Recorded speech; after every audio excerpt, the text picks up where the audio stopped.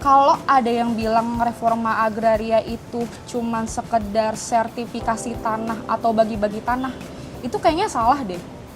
Padahal reforma agraria itu tuh salah satu program yang cukup luas cakupannya dan juga melibatkan banyak elemen dari masyarakat gitu.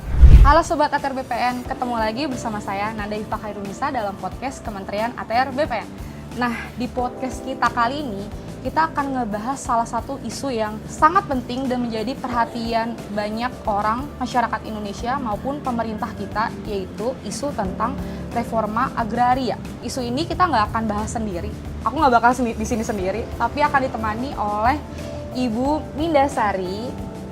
Halo Sobat. Halo Sobat ATR BPN. Ibu Mindasari ini adalah Kasubdit Penetapan Potensi Redistribusi Tanah ya Bu. Ya. Nah, dan juga Mas Windra. Halo, Sobat ATR BPN. Ya. Mas Windra ini adalah Kasubdit Pengembangan dan Diseminasi Model Akses Reforma Agraria. Mas, Bu, kalau misalnya kita mau ngomongin terkait reforma agraria ya, sebenarnya itu kan kayak salah satu bahasa yang mungkin masyarakat juga ada beberapa masyarakat yang awam sama kata-kata reforma agraria Ya, gitu. ya. Mungkin cuman para pegiatnya aja yang tahu tentang reforma agraria ya. Ya. Sebenarnya tuh reforma agraria itu apa sih, Bu? Mas? Oke, dapat saya jelaskan ya Mbak Nanda dan Sobat ATR BPN.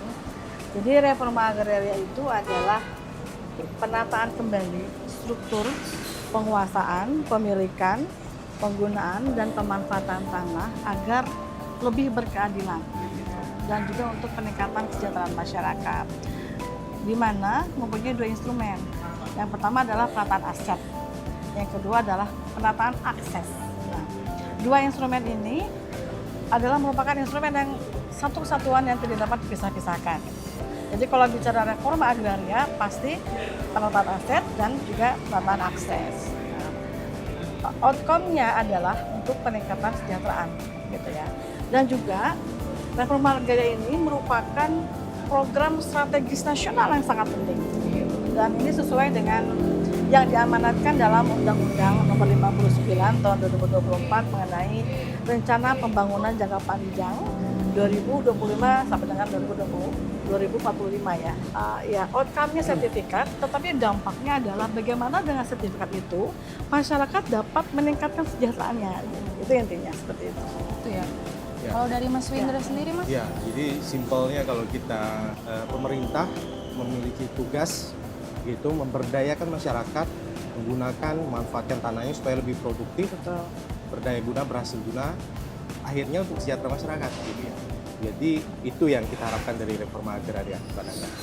Kalau berbicara mengenai fungsinya, seperti tadi Mbak Nanda tanyakan, tentu tidak terlepas dari dua hal tadi, dua instrumen tadi. Fungsi penataan aset adalah untuk memberikan kepastian hukum.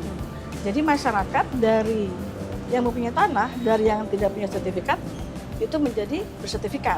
Ya, tentu saja setelah penataan aset ini, fungsi yang kedua adalah penataan akses. Bagaimana ATR BPN beserta struktur organisasi atau perangkat daerahnya disertai juga dengan CSO itu dapat saling bahu-membahu bersinergi untuk membantu memberdayakan perekonomian masyarakat itu hasil dari penataan aset itu.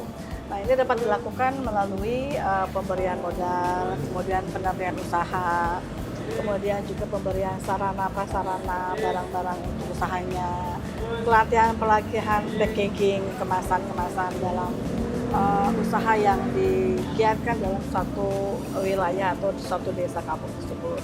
Kemudian manfaat atau fungsi yang ketiga adalah terkait dengan untuk penyelesaian konflik. Gitu. Konflik-konflik ini kita mengenal adanya LPRA atau lokasi prioritas reforma agraria. Nah, LPRA ini menyangkut dengan beberapa tipologi kewenangan dari beberapa instansi. Jadi kalau konflik dengan masyarakatnya itu di tanah masyarakat, di tanah transmigrasi, berarti itu adalah kewenangan Kementerian Transmigrasi.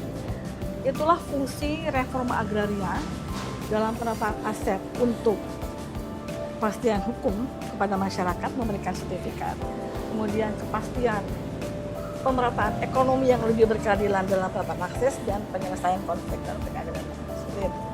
Ya. Jadi memang adanya CSO, nah mereka ini sebagai pengusung gitu, yang sekarang mereka itu jadi mitra strategis kita dalam menyelesaikan agenda reforma agraria seperti itu. Ya. Nah harapannya ke depan cerita-cerita positif yang sudah banyak sekali kita kerjakan ini juga dapat disampaikan oleh mitra strategis kita seperti itu terkait dengan agenda reforma agraria harapannya. Gitu. Jadi kalau ada yang bilang reforma agraria ini adalah program kerja strategisnya Kementerian BPN, itu betul. Itu sangat amat betul. Ya, betul. Tapi dalam pelaksanaannya kita nggak sendiri ya, ternyata ya Bu, Mas. Tadi sih kalau didengar dari penjelasannya Ibu sama Mas tuh lebih ke banyak banget ya peran dari macam-macam. Betul. Termasuk pemerintah daerah gitu ya, keterlibatan mereka bagaimana di dalam gugus tugas reforma agraria.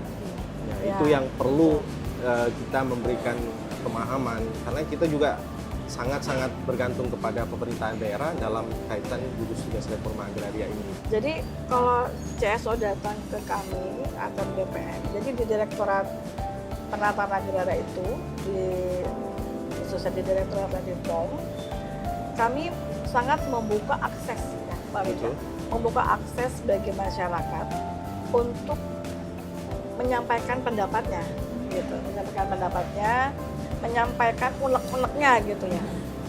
Kami membuka audiensi dengan CSO, di mana CSO ini membawa masyarakat gitu.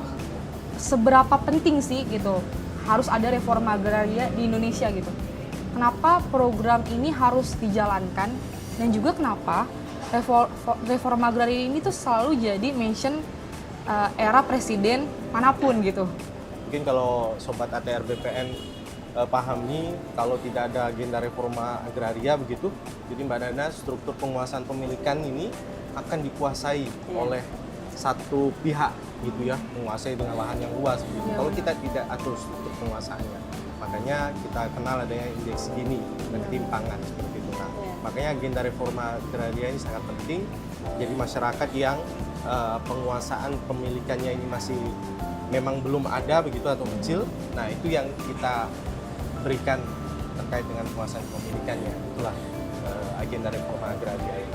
Ternyata tuh reforma agraria itu hadir untuk memberikan keadilan ke penguasaan tanah ya. Iya. Jadi penguasaan tanah di Indonesia tuh nggak cuman bertumpu di satu orang dengan kepemilikan luasan tanah tuh yang besar gitu. Tentunya tidak hanya penguasaan Mbak Nanda, kan penguasaan kita hanya menguasai orang aja, tapi bagaimana memberikan kepastian kepemilikan kepada masyarakat gitu ya. Tentunya di sini bagian dari Sobat ATR BPN yang menonton pasti menjadi subjek ataupun orang yang mendapatkan program reforma agraria. Saya kira Sobat ATR mungkin tidak menyadari begitu ya.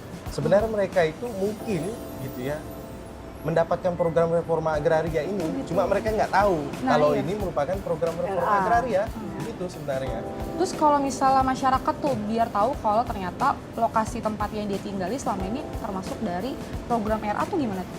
Nah tentunya kita Kementerian ATR itu kan punya perwakilan di masing-masing kabupaten kota. Nah inilah kepanjangan tangan kita karena kita vertikal dari kantor pertanahan biasanya akan mensosialisasikan program-program reforma agraria itu, misalnya kegiatan PTSL, redistribusi tanah, itu di mana titik-titik lokasinya dari Instagram kita, sosial media kita. Nah ini fungsinya Sobat ATR BPN harus aware juga dengan sekeliling gitu ya, berita-berita, memantau IG-IG kementerian atau lembaga atau dinas yang memang sangat penting keberadaannya untuk Sobat ATR BPN juga seperti itu.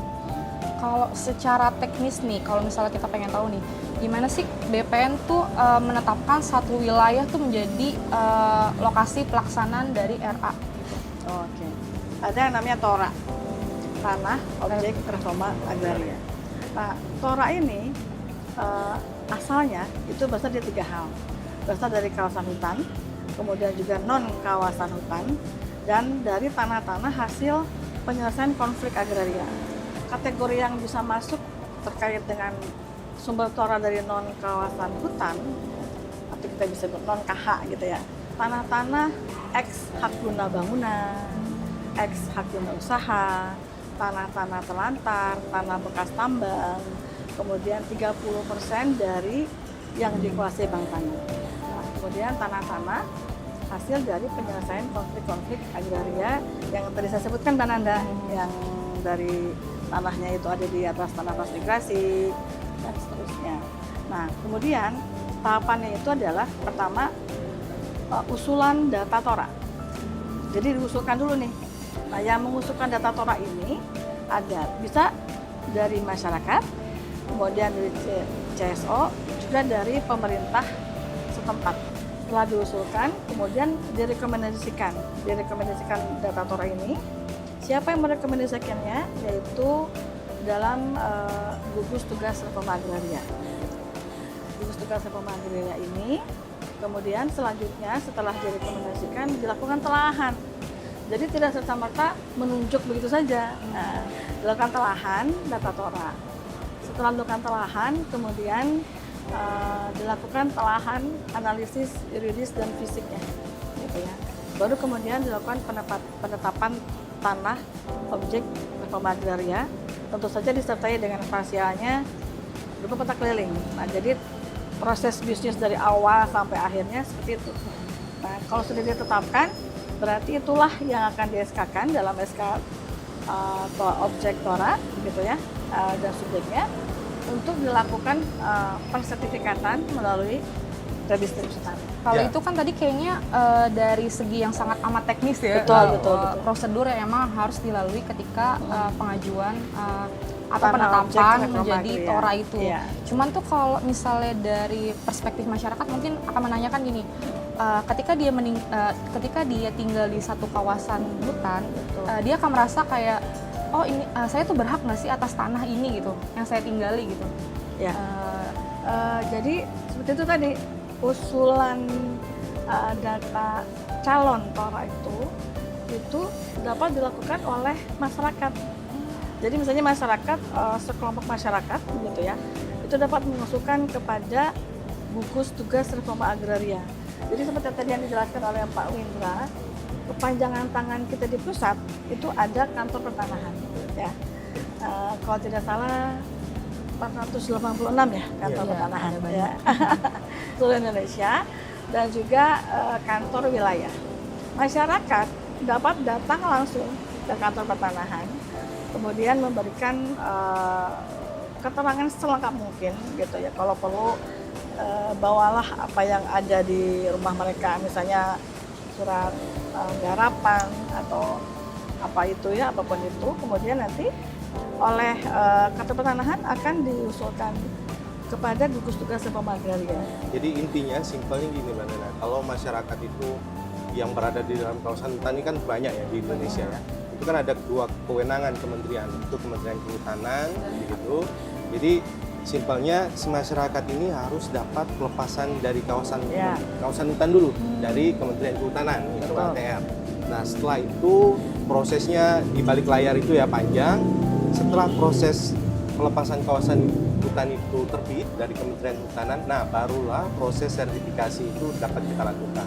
Untuk beberapa wilayah yang ada di Indonesia, masyarakatnya itu ada yang malah nggak mau tanahnya disertifikatin. Betul. Inilah menjadi tantangan di dalam agenda reforma agraria, khususnya bagaimana mensertifikatkan masyarakat hukum adat ini supaya mereka mau disertifikatkan. Nah, tentunya ada sisi positif dari pensertifikat tanahnya seperti itu. Yang pasti kan kita akan memberikan kepastian hukum seperti itu. Apalagi reforma agraria sekarang ada aksesnya begitu. Nah, nanti saya akan cerita bagaimana ada salah satu contoh di Bali misalnya masyarakat hukum adat itu diberikan hak pengelolaan, kemudian kita tindak lanjuti dengan penataan akses, kemudian mereka dapat akses untuk off-takernya. Nah, ini kan menarik begitu. Ini bisa menjadi contoh ataupun pola yang akan kita bisa informasikan kepada masyarakat adat yang lain supaya ayo kita terbuka untuk mensertifikatkan tanah. Negara tidak akan mengambil itu, negara memastikan kepastian hukum untuk masyarakat adat seperti itu, Mbak. Gimana sih caranya pemerintah itu memastikan bahwa reforma agraria itu bisa sampai kepada yang memang haknya gitu? Kita adakan sosialisasi dulu, penyuluhan kepada masyarakat bahwa Bapak Ibu tanahnya ini sekarang sudah masuk dalam penlok atau penetapan lokasi untuk redistribusi tanah. Setelah dilakukan sosialisasi, kemudian dilakukan invent-inden. Nah, inilah tahapan awal sebagai saringan utama, ya, tindakan preventif utama, di mana CNC atau clean and clear itu hadir gitu. Jadi di invent betul-betul, diidentifikasi betul-betul mana subjek yang berhak, mana objek yang berhak. Jadi itu sesuai dengan Perpres 62 Mbak Nanda, tahun 2023. Jadi tidak sembarangan itu semua orang dapat diberikan sertifikat redis, ya. Ya nanti Begitu. tiba-tiba kayak misalnya di satu kampung ada orang yang tadinya nggak tinggal di situ, Iya. kucluk Ah, ngaku-ngaku itu nggak sebagai bisa. warga situ dapat, nggak, ternyata Betul. ada identifikasinya Iya. ya Bu. Setelah invent-inden ini betul-betul diterapkan, dilaksanakan, kemudian naik pada tahap selanjutnya yaitu dengan melakukan pengukuran dan pemetaan. Oleh siapa? Tentu oleh seksi survei dan pengukuran di kantor petanah setempat. Jadi ada ketentuan dalam pasal 19 mengenai subjek-subjek reforma agraria. Subjek-subjek ini akan mendapatkan Ya, sertifikat tanah itu betul-betul masyarakat yang hadir di situ memang itu tanahnya sudah lama dikelola dengan benar-benar dan bukan masyarakat yang berada di luar lokasi itu, sehingga setelah dilakukan sidang itu penetapan subjek dan objek, kemudian diterbitkan SK-nya, terbitlah sertifikatnya, sehingga jika melalui proses bisnis dari awal sampai akhir 10 kilo ini dilakukan secara benar, pertanyaan Mbak Nanda tadi dapat terjawab bahwa dapat betul-betul diserahkan pada yang berhak gitu. Penataan aset ini kan ada legalisasi aset tanah dan juga redistribusi tanah. Nah, kalau misalnya di legalisasi aset itu kan yang lagi kita gembar-gemborkan itu kan salah satunya adalah PTSL. PTSL, betul. PTSL. Terus ada juga yang bilang PTSL ini emang RA gitu. Padahal RA ini kan redis. Itu gimana nih kita kasih kepemahaman ke masyarakat terkait persepsi yang ada di publik terkait hal ini? Jadi memang simpelnya begitu ya. Jadi proses sertifikasi seluruhnya yang dikeluarkan oleh ATR BPN itu bagian menjadi agenda reforma agraria. Kenapa? Karena di dalam aturan di Perpres 62 itu dia terdiri dari legalisasi aset, di mana aset sertifikasi jenis-jenis yang kita sertifikatkan itu menjadi legalisasi aset.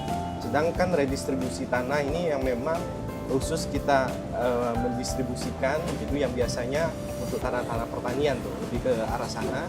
Nah ini menjadi agenda reforma agraria gitu. Jadi sobat ATR BPN nggak perlu bingung gitu ya, nggak perlu ini masuk reforma agraria nggak atau bukan gitu ya, PTSL ataupun redis gitu. Dua-duanya merupakan agenda reforma agraria yang itu dijamin oleh negara sertifikatnya seperti itu. Iya.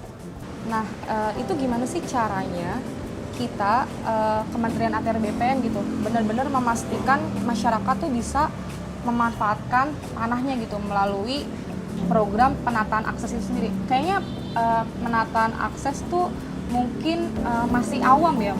Kayak seolah-olah tuh masyarakat tuh ngerasa ketika dia punya tanah, tanahnya sudah disertifikatkan, tugasnya itu udah selesai, tugas pemerintah mungkin ya. Ternyata dari situ kan kalau tadi aku dengar dari penjelasannya Mas Winda dan Bu Minda masih ada lagi gitu PR Betul. kita. Iya. Ketika masyarakat udah pegang sertifikat tanah nih gitu.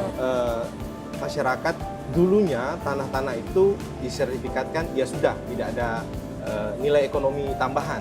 Nah inilah hadirnya penataan akses itu dalam konteks ini pemberdayaan tanah masyarakat gitu ya, bagaimana kita memberdayakan masyarakat yang berbasis tanah. Nah itu penataan akses gitu. Bagaimana kita mendampingi masyarakat sehingga mereka memiliki nilai ekonomi, nilai tambah dari tanah yang mereka miliki. Itu seperti itu mudahnya. Kalau terkait dia memanfaatkan sertifikat tanahnya itu sendiri sebagai modal usaha Ya. gimana tuh Mas? Nah, kalau dulu kan modal usaha itu didapatkan misalnya dari kita mengagungkan sertifikat gitu ya.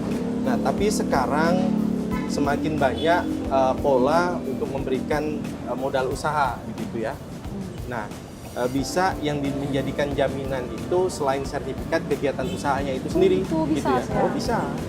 Karena melihat dari kegiatan usaha itu berjalan, itu bisa menjadi jaminan misalnya bagi pemberi modal untuk memberikan modalnya. Ini termasuk info yang baru sih. Jadi masyarakat tuh nggak harus menjaminkan sertifikatnya untuk mendapat modal. Ternyata kegiatan usahanya sudah berjalan itu bisa. Di NTB itu Ya. masyarakat sangat kompak.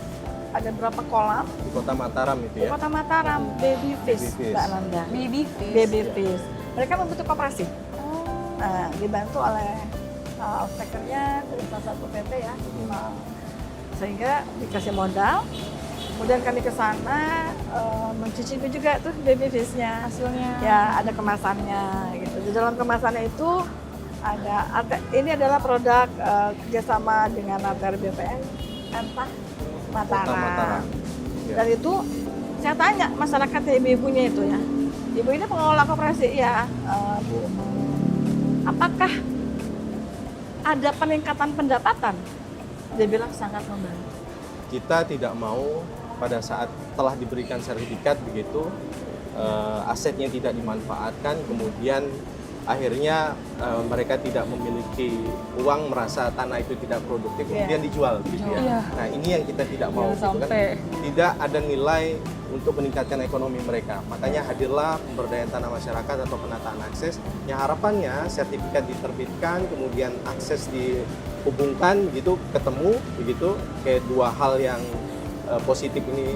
Kemudian, nah harapannya mereka tidak menjual tanah-tanah itu, karena kalau sudah sekali dijual, dapatnya cuma sekali. Iya. Iya. Tapi kalau diusahakan, dimanfaatkan, bisa dapatnya Berkali-kali sepanjang lipat mereka menggunakan keuntungannya. manfaat. Seperti itu, Mbak. Kampung Reforma Agraria itu sebenarnya apa sih gitu? Suatu bentuk wujud nyata keberhasilan reforma agraria yang berada pada suatu kampung, di mana di sana itu sudah terlaksana satu tata aset, dua tata guna penggunaan tanah, kemudian yang ketiganya adalah penataan akses. Jadi kampung reforma agraria ini bukan sembarang kampung gitu ya. Yaitu Kampung bukan sembarang bukan, kampung. yaitu ada prosesnya Mbak Nanda. Ditetapkan melalui SK. Oleh siapa? Oleh Bupati loh. Oleh Bupati dan oleh Pak Wali Kota setempat. Nah, jika sudah seperti itu, ada syaratnya nih dikatakan kampung reforma agraria. Tadi itu 3. Merupakan tanahnya itu merupakan hasil dari pelaksanaan penataan aset. Kemudian tata penggunaan tanahnya itu harus ada set plan lah. Penggunaan itu buat apa? Di sini untuk pemukimannya, kemudian ada semacam set plan gitu ya. Jadi ditata tuh di mana fase-fasenya seperti itu. Sudah ada 192 SK Kampung Reforma Agraria di seluruh Di Indonesia. Oh, itu udah berhasil Bu pelaksanaannya. Nah, Apa masih keberhasilan ini tergantung dari bagaimana si suatu kampung itu terbentuk sinergitasnya.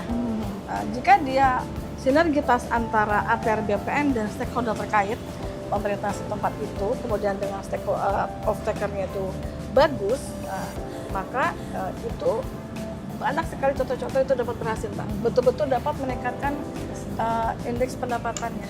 Nah, ini Mbak Nanda, kita cerita kampung RA ini ada salah satu kampung di Pandeglang, itu namanya Desa Bandung. Ini kampung RA terbaik. di satu Tahun- Indonesia? Betul, di satu Indonesia nih. Desa ini mendapatkan penghargaan dari Kementerian Dalam Negeri. Pada saat itu diserahkan langsung oleh Pak Mendagri, Pak Tito, ke Kepala Desa. Menjadi kampung reforma agraria terbaik di Indonesia. Nah, ini harapannya menjadi trigger bagi kampung-kampung atau desa yang lainnya untuk berbuat demikian. Makanya tadi saya awal itu ini sebagai laboratorium gitu ya. Bagaimana kalau dari kampung atau desa yang lain ingin melihat bagaimana contoh sukses pelaksanaan reforma agraria itu ya ada di kampung. Jadi trigger ya? Nah, Ya, jadi trigger seperti ego itu. gitu. Sebenarnya tuh Mas, apa sih yang bisa menjadi salah satu kriteria yang menyatakan kalau kampung RA ini ya sukses gitu yang tadi bilang ya. Apa aja komponen-komponen penilaiannya gitu? Yang jelas dengan adanya kampung RA ini sudah ada komitmen dari pemerintah daerah gitu ya, karena bupati yang menetapkan kampung RA ini. Ya. Nah, bagaimana tadi Bu Minda bilang sinergi Sinergitasnya jalan. dari berbagai pihak gitu ya, terutama kepala desa yang ada di situ gitu ya. Kemudian kantor pertanahan. Nah, bagaimana mereka bergerak bersinergi begitu dapat menjalankan roda ekonomi di sana gitu ya, mulai dari kecil pastinya hingga dia berjalan secara sustain. Jadi itu kalau misalnya kita mau mensukseskan kampung reforma agraria ini untuk beberapa masyarakat mungkin ya di seluruh Indonesia, itu tuh dari kitanya sebagai masyarakat emang harus aware dulu ya. Betul. Untuk mau gitu, mau membangun rumah kita Betul, lah betul. ibaratnya yang menjadi tempat kita tinggal. Terus gimana kita juga membangun sinergi ke pemerintah Betul. daerahnya. BPN akan turun langsung ke sana dan mensupport kegiatan dari apa yang sudah dijalankan sama desa tersebut. Ini juga Mbak Nana, ke depan ini kan kita harus menyesuaikan dengan generasi yang sekarang, Gen Z gitu. Iya, Gen Z. Kita akan coba buatkan poin-poin titik-titik reforma agraria yang ada di Indonesia, Iya. lengkap dengan potensi gambar-gambar visualisasi Wih, yang menarik keren. Iya. buat Gen Z sekarang. Iya. Sekarang Keren kan sih, itu keren. posisinya di mana, pokoknya kalau itu Instagramable itu tetap Iya, dikejar kan gitu kan. Iya lagi. Nah, itu Tempat foto-foto ke hits. depannya kita akan buat Iya. seperti itu supaya reforma agraria itu tidak hanya dari generasi yang dahulu, tapi generasi sekarang itu memahami dan mengerti. Bisa reforma dinikmati agraria. seluruh kalangan Nah, gitu itu harapannya. dia Itu harapan tuh kita. kapan kita bisa tahu hal itu tuh? Kita Mas sudah Yu? memulai dengan mengidentifikasi 192 92. reforma agraria di Indonesia. Nah, Sebenarnya ada nggak sih reforma agraria di perkotaan gitu? kemarin saya baru dari Kabupaten Tangerang. Ini bisa kita sebut Jabodetabek ya. Ya, Nah, Jabodetabek Iya. Kabupaten Tangerang itu dia ada lokasi penataan akses yang meraih penghargaan 30 besar ya. oh, terus apa Nah, tuh Mas? Itu dia desa eduwisata. Jadi desa yang menggambarkan miniatur Indonesia. Jadi menarik. Menarik. Jadi saya ke sana itu dia ada pura, ada vihara, ada masjid, ada gereja. Ih, keren banget. Keren kan? Oh, keren. Jadi puranya itu udah kayak di Bali. Oh gitu, Heeh. nggak usah jauh-jauh ke Bali Nah, guys. desa ini Desa Sodong namanya, dia juara tingkat nasional menjadi desa terbaik di tingkat kabupaten, provinsi, sekarang berusaha di tingkat nasional. Nah, itu dia di wilayah perkotaan, Kabupaten Tangerang kan, dia termasuk di wilayah perkotaan yang ini yang akan kita dorong supaya dekat pada masyarakat ya. Yang selama ini mungkin di hutan-hutan atau di Iya, desa-desa begitu ya. Nah, yang dekat inilah yang nanti kita coba tonjolkan Iya. supaya generasi Gen Z ini bisa aware, bisa nyari oh, Oh, ini ini loh loh. reforma Iya. agraria Yang kan penting, gitu. oh, ini loh. Oh, ini Gitu, loh iya. gitu kan apa yang sedang kita bicarakan seolah-olah kalau kita ngomong reforma agraria kok kayaknya Berat banget. Berat banget. Kayaknya buat obrolan buat orang-orang tua kan gitu ya. Iya. Padahal ini yang kita coba masuk ke generasi Z sekarang Iya. begitu. Begitu. Apa sih tantangannya gitu dalam pelaksanaan ini? Ex hak guna usaha ini yang oleh pemiliknya itu tidak dimanfaatkan lagi pun juga tidak diperpanjang. Nah, sehingga kan ini menyebabkan bisa terindikasi katakanlah apa namanya ditelantarkan oleh perusahaannya, kemudian masuklah masyarakat mungkin ya yang mungkin bisa mengokupasi daerah itu. Nah, sehingga ini harus dilakukan suatu upaya agar tanah-tanah ex-HGB dan tanah-tanah ex-HGU ini perlu penertiban gitu ya, agar tidak terjadi ketidakpastian hukum. Itu dari segi hukumnya. Nah, kalau dari segi yang lainnya, misalnya dari segi tata kelembagaan, bahwa koordinasi dan kolaborasi itu juga masih dipandang perlu effort untuk melaksanakannya gitu loh. Kami ini sebagai pelaksana di lapangan, kami mengimbau kepada sobat ATR ya. Jadi tolong bantu kami pelaksana di lapangan untuk mensukseskan program reforma agraria ini, khususnya bagaimana mensertifikatkan tanah. Simpel aja sobat ATR. tolong pada saat petugas akan melakukan pengukuran seperti itu ya, ini tolong dipastikan bahwa tanah-tanahnya itu letak-letak batasnya itu sudah ada. Jelas. Jangan lupa pasang patok ya. Iya, pasang patok patok. seperti itu. Apalagi kalau daerahnya itu di hutan begitu ya, yang jauh, yang kita harus ke sana itu jauh sekali. Iya. Yang masih berhutan dan tidak kita bisa masukkan. Ini menjadi tantangan berat teman-teman daerah. Nah, sehingga kalau ini bisa kerjasama dengan masyarakat, ini bisa kita ini kan, saya kira pelaksanaan teman-teman di daerah akan berjalan lancar. Yang sampai teman-teman ini dulu pernah ada plesetan ke TSL, papa tidak sayang lagi, kan jangan sampai seperti itu gitu Jangan ya. sampai nggak pulang-pulang. Karena ya itu Mbak Nana tadi saya bilang, teman-teman sampai nggak pulang, tidur di kantor, besok paginya harus berangkat kerja lagi. Nah, Iya. karena ya seperti itu kondisi, Iya. kita sama-sama saling membantu. Kalau di Pulau Untuk Jawa mungkin itu ya, nggak pulang-pulang. Hmm. Tapi kalau pengalaman saya 3,5 tahun di Kalimantan Tengah, Mbak Nana. Jadi ketika ke lapangan itu saya bingung nih. Dari sini ke sana itu sungai, ada buayanya. Nah, terus teman-teman tuh melakukan pendataan tora itu, kepalanya doang yang kelihatan. Duh, itu pokoknya saya bilang teman-teman jangan lupa ya, dokumentasikan. Bukannya kita lebay ya, tetapi itu Itu evidence perlu. bahwa ternyata seperti itu loh perjuangan Itu kita teman-teman di kerja daerah. gitu bener-bener hadir Iya, masyarakat. Di Jadi balik cerita manis di refleks ya. akhir itu iya, ada usaha yang luar biasa. iya. Ya. Saya juga pernah naik perahu, kalau gue yang dikit ke kanan, ke kiri, gitu. Itu di daerah Kalimantan. Jadi pasti banyak juga cerita-cerita yang bikin haru gitu ya, Iya, betul. mengharu biru dan cerminan perjuangan dari teman-teman di daerah seluruh atau pertanahan dan juga teman-teman dari Kanwil di Indonesia yang mana berjuang dari hati gitu ya untuk memberikan servis yang excellent kepada masyarakat. Ya itu emang jadi tugas besar buat Betul. Betul. kita sebagai pelayan publik ya, Iya. Bu. Itu Ini jadi kembali salah lagi. satu amal jariah juga sih yang akan Ya, di-share ke insya Allah. kita. Insya Allah. Ada nggak sih salah satu momen di lapangan ketemu masyarakat yang testimoninya tuh terngiang-ngiang selalu gitu? Ada di Sukabumi, mereka memang berusaha pisang kependis gitu ya. Banyak sekali yang mereka butuhkan untuk mendukung kegiatan itu. Nah, kita coba usahakan mereka untuk mencarikan CSR gitu ya. Dapatlah CSR nih dari pihak ketiga yang membantu di sana gitu ya. Nah, akhirnya dananya turun, dibelikan alat-alat sesuai kebutuhan mereka. Itu setelah mereka dapat itu, mereka cerita, ada orang-orang tua nih, petani orang tua cerita sampai nangis lah. Ya Allah, ini baru pertama kali kami mendapatkan seperti ini gitu kan. Ya, Merinding ini aku dengerin. Kalau bisa kami akan lakukan syukuran, Pak. Kami mengundang Bapak untuk datang mensyukuri apa yang telah kita dapatkan seperti itu. Aduh, saya merinding. Iya, aku Jujur, juga ini saya dengerin merinding cerita sih. ini ikut merinding gitu Iya. ya. Nah, itulah cerita yang sampai ke akar ke masyarakat yang memang lah yang merasakan manfaat langsung dari reforma agraria, khususnya penataan aset dan akses. Seperti itu Mbak Nana. Kalau dari Ibu, Ya, kalau dari saya dulu pada saat pelaksanaan PTSL ya, PTSL. Jadi saya waktu itu sebagai ketua adjudikasi, karena ketua adjudikasi itu kan menandatangani sertifikat. Ya. Nah, setelah selesai sertifikatnya, gak berapa lama itu kena proyek jalan tol ya, sehingga si bapak yang punya sertifikatnya itu yang tadinya tidak punya rumah, tidak bisa menyekolahkan anaknya, itu menjadi berubah 180 derajat kehidupannya sampai mencari-cari saya ke kantor bilang terima kasih gitu ya. ampun. Padahal kan bukan saya saja yang kerja ya, Iya, tetap iya. tim. Saya bilang ini adalah kerja bersama tim Bapak. Jadi saya senang kalau Bapak sudah bisa menyekolahkan anaknya.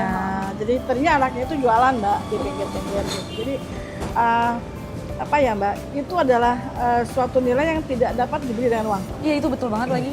Gitu. Itu mahal banget sih nilainya. Ya, kalau Pak Winda aja pengen nangis, apalagi saya perempuan, atau kita Iya. perempuan ya. Lebih terasa ya kita. Ya, Pasti karena lebih haru, lebih haru pasti. gitu ya. Karena kan kalau RA tuh ya sering banget ketemu masyarakat kayak kita ya. Iya. Betul. Bersinggungan sama masyarakat. Betul. Entah nanti ada kisah masyarakat marah-marah lah karena tanahnya kena konflik atau Itu enggak emang. cerita sedih, baiknya, senengnya.